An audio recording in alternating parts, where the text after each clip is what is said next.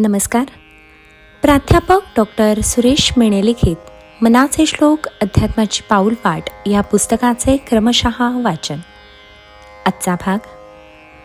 तुटेना फुटेना कदा देवराणा, चळेना ढळेना कदा दैन्यवाणा, कळेना कळेना कदा लोचनासी, वसेना दिसेना जगी मीपणासी.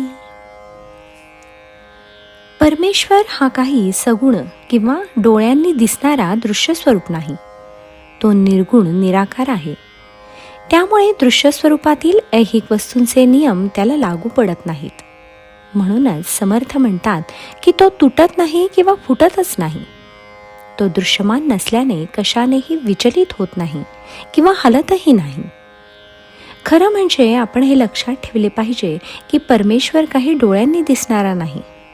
कारण तो निर्गुण तर आहेच, पण निराकारही आहे. त्यामुळे परमेश्वर हा पाहण्याचा विषय नाही, तर अनुभवण्याचा विषय आहे.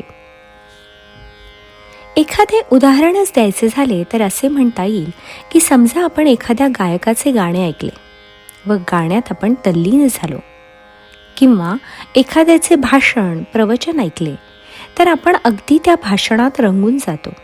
आपली ब्रह्मानंदी टाळी लागली असे आपण म्हणतो. दुसऱ्याला आपण जेव्हा गाण्याबद्दल किंवा भाषणाबद्दल सांगतो तेव्हा तो जर म्हणाला की मला ते गाणे दाखव किंवा भाषण दाखव, तर आपण ते दाखवू शकत नाही. कारण गायन भाषण या डोळ्यांनी दिसणाऱ्या गोष्टी नव्हेत, त्या अनुभवण्याच्याच गोष्टी आहेत. फार फार तर आपण त्या आनंदात इतरांना सहभागी करून घेऊ शकतो.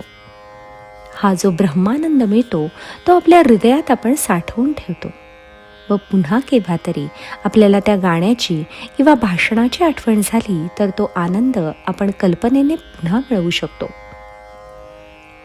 परमेश्वराचा आनंद हा याहीपेक्षा उच्च कोटीचा आहे. त्याचे दर्शन झाल्यावर म्हणजेच त्याची जाणीव झाल्यावर आपल्यातले सगळे दोष निघून जातात. आपण आणि परमात्मा वेगळे असे राहतच नाही. असा अनुभव अर्जुनाने घेतला आहे. परम ईश तत्वाचा अनुभव त्याने सगुण रूपातही घेतला व निर्गुण निराकार अशा अक्राळ विक्राळ रूपातही घेतला.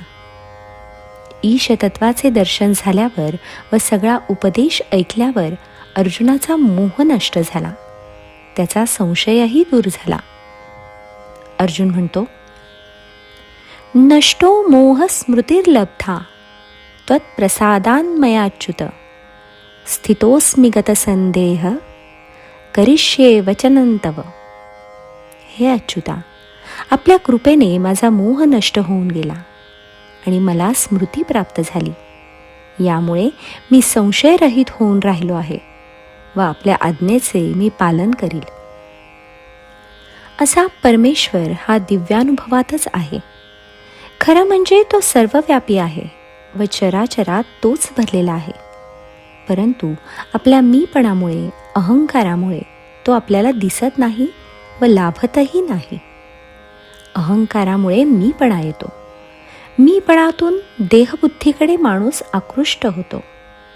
त्यामुळे ऐहिक सुखात रममाण होतो. प्रपंचाची व देहाची आसक्ती त्याला सुटता सुटत नाही. यामुळेच भगवंत चराचरात सर्वत्र असूनही आपल्याला त्याचा अनुभव येत नाही असे समर्थ सांगतात. जय जय रघुवीर समर्थ.